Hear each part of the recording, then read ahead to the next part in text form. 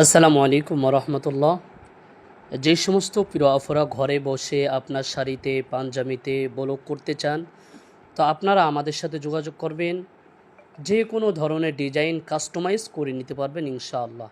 বাংলাদেশের যে কোনো প্রান্ত থেকে এই ব্লগগুলো আপনার অর্ডার করতে পারবেন। আমাদের কাছে ইন্ডিয়ান শিশু কাঠের ব্লগ পাবেন এবং রেডি রং পাবেন, কম্বল বিরাজ সব কিছু একসাথে ইনশাআল্লাহ পাবেন।